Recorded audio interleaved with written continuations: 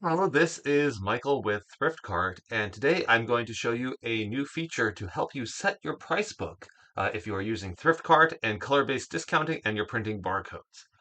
So here I am logged in one of our demo accounts, and we've got a price book set up for home goods and decor. So I'm currently pricing green tags. I click on home goods and decor. We can see that management has set price to $1, $2.50, $5, $10, $15. So those are the prices that we normally price our home goods and decor at. So for example, this is a fairly high-end item. I'll go ahead and price this at $10.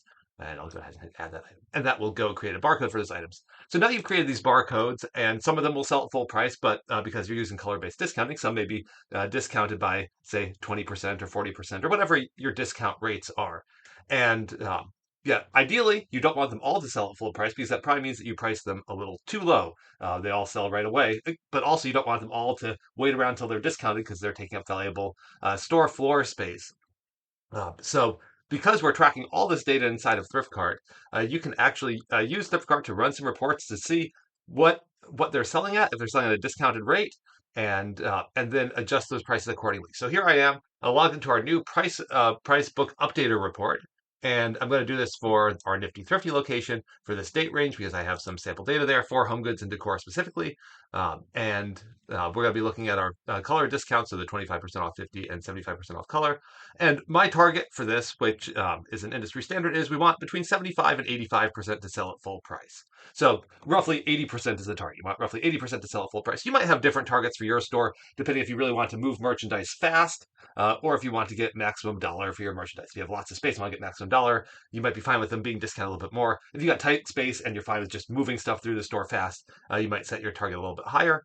But yeah, here we've got a lower threshold of 75% and a higher threshold of 85% as sort of being, okay, we're on a point.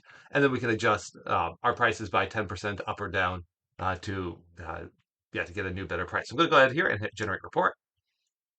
Okay, and then here we're going to see a list of our price points. So here we got home goods and decor, our $1 price point. And so we can see that 90.23% sold at full price. So this is outside of our range.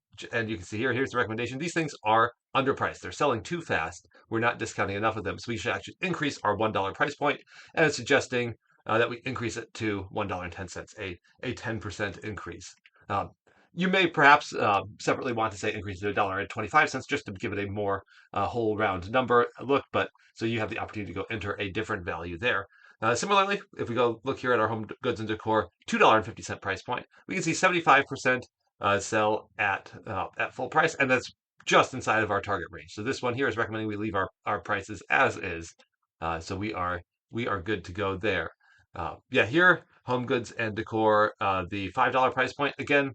We're right at 80%, so we are right on target. We will leave our price as is.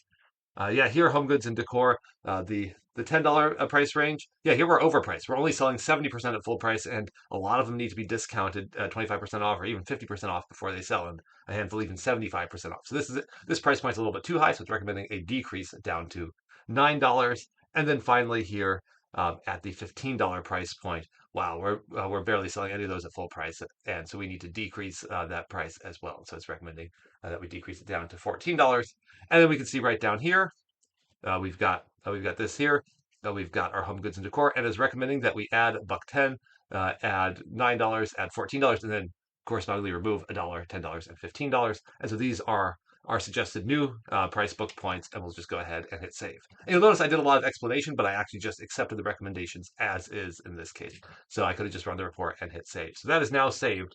And if I go back to my pricing screen and reload it, when we go click on home goods and decor, uh, we will now see those new price points. There's $1.10, there's $2.50, $5, $9, and $14. Now these are different price points, and these will be a little more on target with what your customers are actually paying. So yeah, this is a wonderful, powerful report for you. If you're relatively new in the pricing game, this is super helpful. You don't need to think as hard about it. Yeah, but the requirements are you must be printing labels from ThriftCart because this is setting prices for the label printing screen. And also you need to be using color-based discounting because that's how we assess whether things are priced too high or too low. If you want this report turned on in your account, please contact ThriftCart support@thriftcart.com and we'll be happy to turn it on for you. And I hope this works very well for you and your store.